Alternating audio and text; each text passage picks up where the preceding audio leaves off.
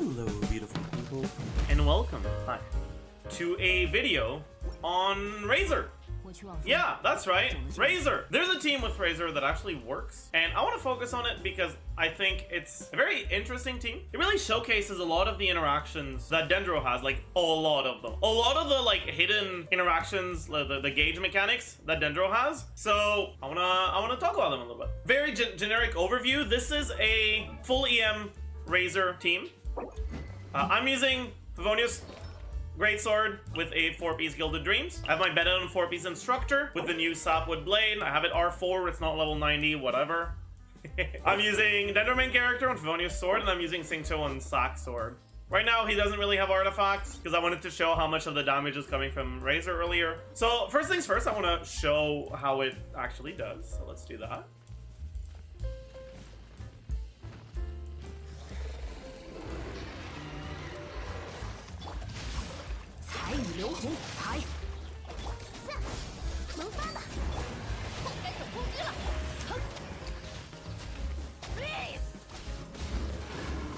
Right, so this is still with the, oh, I missed my E.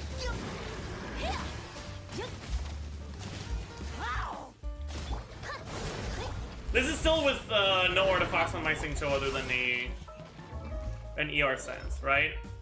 So that's basically only Razor's damage. My Bennett is on 4 Instructor, obviously not doing that much damage, and my Dendro main character, is still on Talon's level 1, right? So that's effectively like the amount of damage that Razor himself is doing in this team. Now, as you can see, this is a team that uses C6 Bennett. C6 Bennett isn't actually necessary for the team, but without the C6, you're gonna be losing out on a lot of damage because effectively, right, you're building EM full, building Razor full EM, and what Bennett's Constellation 6 does is it basically lets you trigger a bunch of overloads, but not just overloads, it also lets you trigger Burgeons.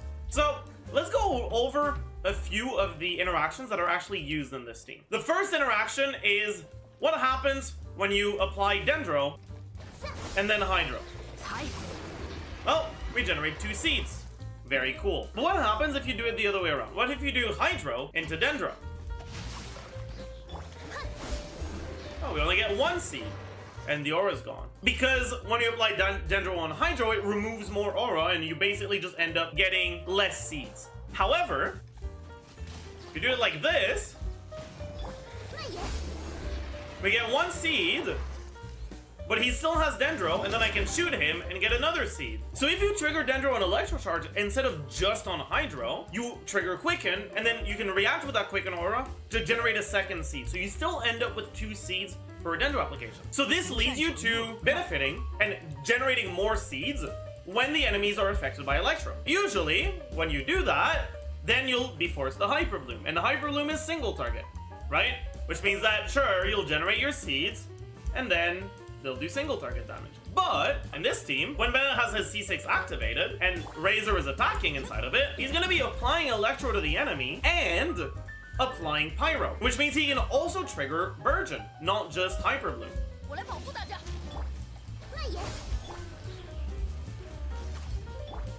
Get my seeds, and then when I attack them, it actually triggers Burgeon before it triggers Hyper Bloom. I'm assuming it's because the Pyro attack hits first, but honestly, I'm not entirely sure what is happening behind the scenes here. For now, all you need to know is that it triggers Burgeon with a higher priority than it triggers Hyper Bloom. Which means you can still be applying Electro and helping you get more seeds with the interaction with Quicken, and also be applying Pyro with a higher priority than Electro, so you get Burgeons instead of Hyper Blooms. But Burgeons do the same damage as Hyper Bloom, but in AoE, so they're obviously a lot better. Another mechanic that this takes advantage of is when you use Bennett Burst and Razor Burst together,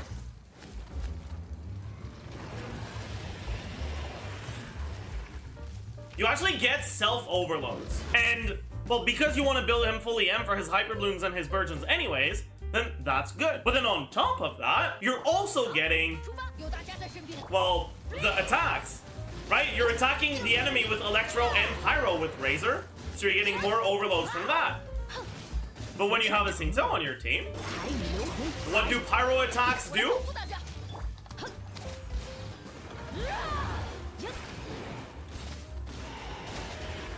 Well, they vaporize. So what ends up happening here is your Razor is getting Hyper Bloom, Burgeon, Vaporize, Overload, and he's getting a lot of each. Which means that basically you build him full Elemental Mastery and he actually just does a very reasonable amount of damage. And this is actually a team where only Razor can actually work well, because no one else has fast Electro application, but also the ability to get infused by Bennett and keep that fast Electro application. You look at a unit like Kutsing, sure, she can apply Electro pretty fast. When she's played with Bennett, she attacks with Pyro, not with Electro anymore. So you can't get nearly as much Electro application. Any of the Electro characters that aren't melee just aren't gonna get infused with Bennett. And then characters like Raiden, their burst can't get overridden. As of right now, the only character that can do it well is Razor. Technically, Beidou can also do it, but like Beidou's attack speed is like pretty bad, and she doesn't have the same amount of self-electro as Razor does. Effectively, you can make it function with Beidou, but it's just way worse, so I wouldn't recommend it generally. Which means that this is basically a team that only works with Razor. Technically, you could also do it with an on-field Pyro, an off-field Electro, but it's hard to apply a low amount of Pyro that you don't start burning. Once you trigger burning, then you attack with Electro, you'll get an overload, but then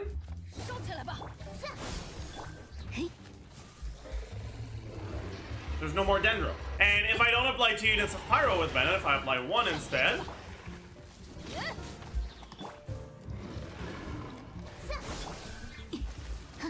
and you get an overload, and then nothing. 1 unit of Electro is not enough to remove burning. However, if you do the same thing with Razor, it removes the burning and you keep Dendro, which means that you can still generate your blooms, because Razor's E applies 2 units of Electro and not 1, which means that you can actually entirely remove the burning. As a baseline, he's like a physical carry with a pretty boring amount of possibilities, and yet you can play him in a Burgeon, Hyper Bloom, Overvade, Self-Overload, Prevent Burning. These theory crafters name these teams. They're so bad. Every single part of his kit is perfect for this. The fact that his E applies 2 units helps him prevent burning. The fact that his burst doesn't replace his attack with Electro, but just adds an instance of Electro, means that he can keep Electro uptime on the enemies to get more seeds, but also he can have C6 Bennett. And also, it means that he can get a bunch more overloads. The fact that his burst self-applies Electro means that he gets more overloads with Bennett. Effectively, you just end up with a unit that, for some reason, honestly, I don't think this was intentional, just has a perfect kit for a team like this. Now, is the team good? It's okay. I've had a moderate amount of success with it in Abyss. It's just really cool. It's not like a broken team. I don't think you should like actively go for it. It's just really fun. Let's talk about the builds. I'm running my Razor on Favonia's Greatsword. The reason why I'm doing this is because with the way that Elemental Mastery works for transformative reactions, which is most of what Razor is triggering, you end up getting from the artifact set plus your main stats plus a few substats. I'm at 700 right now, and you gain another 150 from the 4-piece set when you trigger a reaction. So 850 Elemental Mastery. In this comp, I'm running Sapwood Blade on Bennett, and I'm running him on the instructor set. You gain 240 with an R5 Sapwood Blade. I think for now I'll just look at R1. So it would be 180, right? From 120 from instructor, 60 from the blade. And this is the amount of damage you're doing, right? So when you're going from Favonius to Rain Slasher, how much Elemental Mastery do you actually gain? It should be 165. So how much damage am I actually gaining? I'm gaining about 8% damage from going Rain Slasher. Now, that is a relevant amount of damage. But if you have a high refinement Favonius Greatsword, you can potentially get up to 3 procs. So one you swap into him, 1 6 seconds later, and if you stay for over 12 seconds, which in this team you kind of do, 1 another 6 seconds later. So you can get 3 procs during your uptime, which is a lot. And Rain Slasher's passive is actually completely useless in this team because almost none of Razor's damage is coming from Vaporize. Most of the damage is coming from the transformative reactions that don't benefit from the passive. You could also use the 3-star sword, which, if I remember correctly, gives a little bit more Elemental Mastery, actually. 187 instead of 165, right? Which would be 9% instead of 8. Point being, right, you're getting less than 10% DPS in exchange for, if you have a high refinement Fav, up to 3 Fav procs, and if you have a low refinement Fav, 2 Fav procs. The thing is, your Fav procs are actually really relevant because Razor has a bit of ER requirements. It's nothing too bad. Generally, you'll be able to get it from substats only because all you really care about in your stats is elemental mastery. The rest doesn't matter that much. So it's relatively achievable through substats, but Bennett actually has relatively like high ER requirements in this team. If you're not running Favonius on Razor, then it's a lot more difficult to run him on the instructor set. And if you're not running him on the instructor set, you're losing a lot of EM. I like running Dendro main character on Favonius as well, and it can be very difficult to meet the energy requirements that Dendro main character has without Favonius Sword. And C6 gains a lot of damage because you don't have to build as much ER. When I've been playing this team with actual artifacts on, I've actually been doing Lion's Roar with C6. You can also use Aminoma. Point being, you get a lot of value out of the Favonius passive, so even though the substat isn't all that valuable, because the passive is so good, it's still nice. If you don't have it, if you don't want to run Fav, that's okay. You can also run an EM weapon, but generally this is what I would recommend. This is basically how the team ends up playing. So we can actually show it in action. The rotation I've been liking doing is Razor E, auto, Intel EQ, DMC E, auto Q, auto, Bennett auto Q, and then you go to Razor. And then you attack, and you just vibe.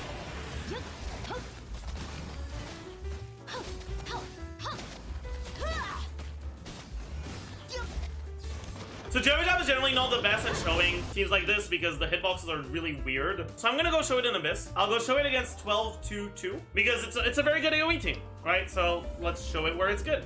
Okay, so first things first, against enemies that are like half heavy and that move a bit, we can show it here. So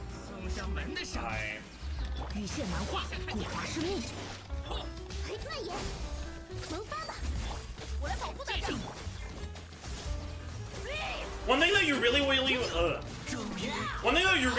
to make sure you always do is you always want to make sure that you attack the thing you generate with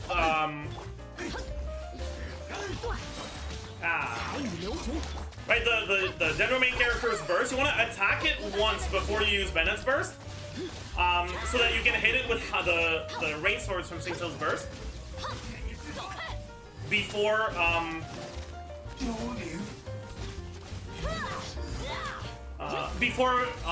hitting it with Bennett's burst. Because if you don't do that, then you're gonna hit it with Bennett's burst, and if you hit it with Bennett's burst, you're gonna fucking cry because it's just gonna leave. So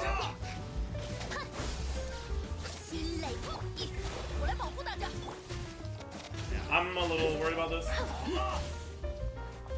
Want to make sure I get my burst back for the next chamber. Oh fuck! Ah no! Shit! I think he's gonna die. Fuck. Okay, I don't have my burst back. That's fine though. But yeah, so you need to make sure that you attack it with C6. This is a bit of a risky rotation because if you miss it, then you just lose your Dendro main character burst. If that's something that happens to you and you're annoyed by it, just use Bennett burst before Dendro MC burst, and it'll basically fix it. Let's show this properly in AoE. So.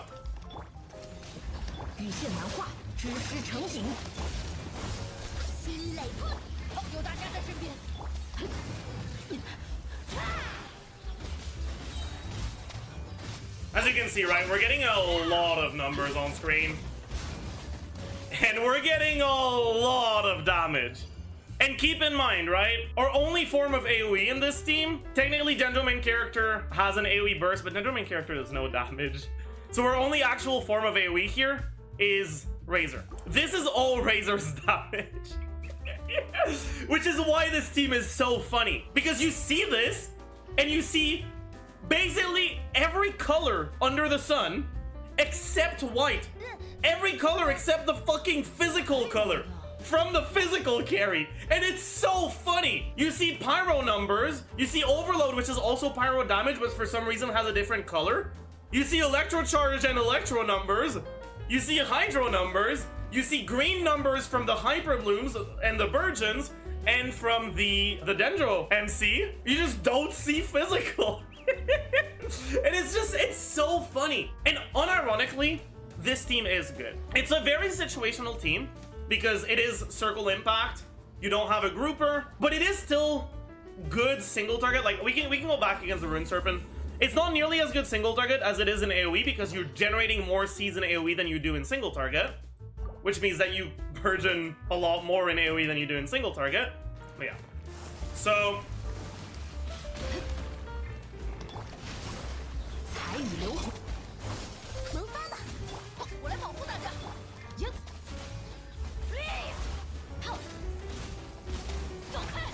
as you can see, right?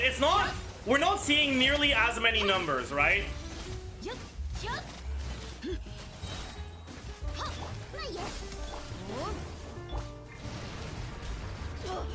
But we're still seeing some.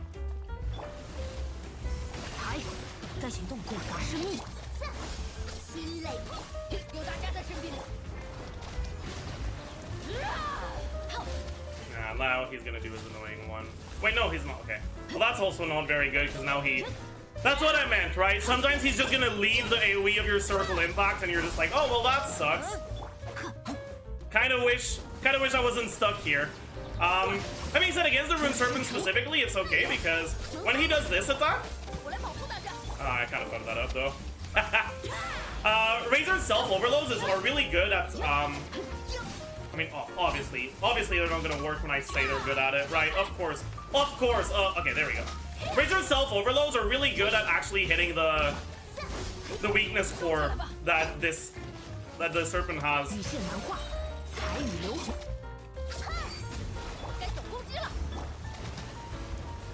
And yeah. Obviously, not far from perfect here, but you get the idea, right? It's still an okay single target team. It's definitely a lot weaker against enemies that move a lot like the Rune Serpent, but it still does a reasonable amount of damage in single target. For context, I don't have many teams that can actually one-rotate this guy. I can do it with Double Vape, Bennett Chengling with Crimson Witch Bennett, and I can do it with a few Hu Tao team variations, and that's basically it. Outside of teams like that, I just don't have teams that can one-rotate the Serpent. I'd say that the amount of damage that you saw on the Serpent is like a bit on the lower end of the good single target teams I use. But this isn't a single target team. This is an AoE team. This is a team that's significantly better in AoE than it is in single target. And the fact that it performs this acceptably in single target is a pretty big deal. Now, I know that there's a lot of people that are going to be watching this that don't have C6 Bennett. Bennett C6 is a quote-unquote dangerous thing to do because you can't undo it, but it's not a big downside. And it also seems like Hoyoverse isn't, like, intentionally making units that aren't gonna work with Bennett C6. The elemental infusion units that they give us basically all have the text, "This can't be overwritten." Obviously, if you're the kind of person who just doesn't want to accidentally fuck something up in the future and it's something that worries you too much, then don't do it. But if you just heard, well, C6 Bennett is bad for your account, just know that that's not always going to be the case, and there is definitely some value to doing it. It's not just downside. Oh yeah, if you don't have C6 Bennett, basically what ends up happening is just as if you weren't using Bennett, right? You get the same idea.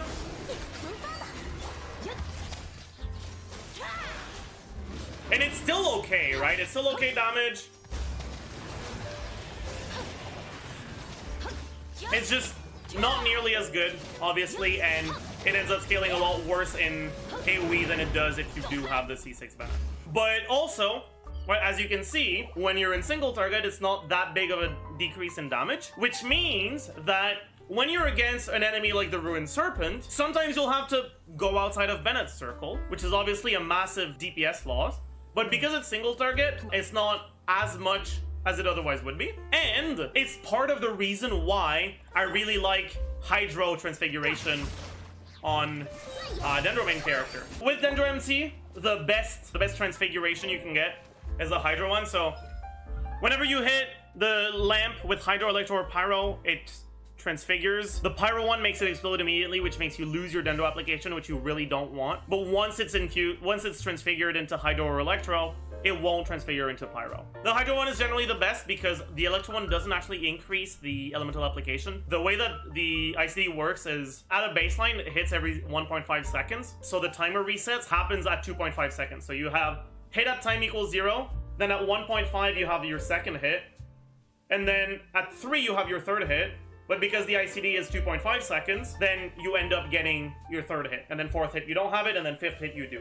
And so on and so forth. With Electro, it goes from 1.5 to 1-ish. The first one happens at 0. The second one happens at 1. The third one happens at 2. And because of the hit rule part of internal cooldown, the second and third hit aren't going to apply the element. And then you have the time rule reset. So effectively, right, the way the reactions end up mapping out is with the normal transfiguration, 15, it stops there if you don't have C2. And this is a yes, no, yes, no, yes, no, yes, no, yes, no, yes. Right? And when you get the Electro transfiguration, it happens every 1-ish second. It's technically, I think it's like 57 frames, not 60, but about 1 second. So then you actually get a lot, you actually get a lot more hits, but you get yes, no, no. That repeats instead. But as you can see, right, we're still getting 1 application at 0, 1 application at 3, 1 application at 6, 1 application at 9, and so on and so forth. And basically, right, it makes it attack faster, but it still applies Dendro at the same intervals. Which means that the Electro Infusion doesn't have a benefit other than just slightly increasing the amount of motion value you get. But because the motion value is so meh to begin with, and because Dendro main character needs so much energy recharge, slightly increasing the motion value doesn't make that big of a difference. Whereas increasing the size of the AoE, so I'm sure you've seen it while we were showing the footage, but usually, right, you look at the size of the AoE, and it's like, oh, he shot it with pyro. Fuck me, I guess. But yeah, so as you can see, right, it has an okay range. And then the, like, explosions themselves have a little bit of an AoE, but nothing crazy. But if you apply Hydro to it, and it heavily increases the range, and also the size of the AoE. Which effectively means that you get significantly more reliable Dendro application. It's the same speed, but instead of it being like, sometimes it's only gonna hit 2 of them instead of all 3, it's always gonna hit all the enemies, and if the enemies move, then you have a bigger range to like catch up to them. Now, like I said earlier, C6 Bennett isn't necessary in this team. It obviously helps a lot, and I would argue that if you don't have C6 Bennett, this team isn't like better than just other Hyper Bloom options you might have, right? Like what makes this team, in my opinion, quite good is that you get to use the Virgins instead of Hyper Bloom, which means that it's not just a good single target team, it's also an incredible AoE team. That kind of does it for this team. It's probably the biggest abomination that I've ever come up with. As a final note on the builds, right? Fav Sword, Gilded Dreams. Stunning Fury can work as well, but you just don't get as big Hyper Blooms and Virgins, and it's most of your damage, so... Instructor, Sapwood Blade. This is really important. Use the Sapwood Blade. This team doesn't actually care about Bennett's attack buff that much, so if you don't have a Sapwood Blade, you don't actually need to go for your highest base attack weapon like you usually do, and you're better off just going for any weapon that has an energy recharge substat. Hell, you can even go Freedom Sworn if you have it, right? Why not? Although I generally wouldn't recommend it over the other options you might have. Another thing that I should mention is that the Sapwood Blade, it's not necessarily a bug, but the way that it works is really scuffed. When you create the leaf on the ground by triggering a Dendro reaction with Bennett, it will often create it inside of the enemy's hitbox, and then you just can't pick it up because you can't walk over the enemy. I really hope they fix it because, like, technically they could get away with saying it's not a bug, but like, obviously if you can't pick up the thing you generate because it just spawns inside of the enemy's hitbox, and it happens relatively often, I don't know. I'm not happy about it. I hope they change it. For your Dendro main character, you absolutely want the Deepwood Memory set because a significant portion of your damage is coming from Hyper Bloom, which deals Dendro damage. So you really want a 4-piece Deepwood Memories. The actual stats that you need on this don't matter that much. Right now what I'm running is I'm running ER Sense. Main character doesn't really do that much damage, so this doesn't matter too much. The stats that you care about are very straightforward. You care about energy recharge, that you get your burst back, and you care about crit rates, that you get your Favonius to Pro. That's what you care about, and it's very important. Right now my build has 250 energy recharge and 50% crit rate, which is actually relatively achievable. My artifacts look good because they have a bunch of crit damage, but that crit damage doesn't actually do anything in this case. So I have, what, 2 rolls of ER here, 2 rolls of ER, 2 rolls of crit rate here, so 4 rolls. That's the total of 6. 1 roll here, so 7. 1 roll on this 4-star, so 8. And then I ended up going for off-piece circlet. So I have 11 good rolls, basically, which is very, very easy to achieve. And then forcing so you just put him on a usual build. If you're running Favonius on your Razor, you can run him on an attack weapon. If you do, generally you're gonna want him on ER Sands, but attack Sands can be okay if you have enough ER substats. The actual ER amount that you'll need is basically gonna depend on your Fav Refines, your crit rate on your DMC. It's gonna depend on quite a few things. So just as a general rule, just at C6, 180-ish is fine. Without C6, 210, 220 is more like it. But if you don't want to bother with that, you can just put him on Sack Sword and just not have to think about it. It also works with that. But yeah, so I hope you'll have a great rest of your day. This team comp is a fucking blast and I love it. And it's also really, really cursed. Dude, I don't know, man. We're playing fucking EM Razor. I love 3.0.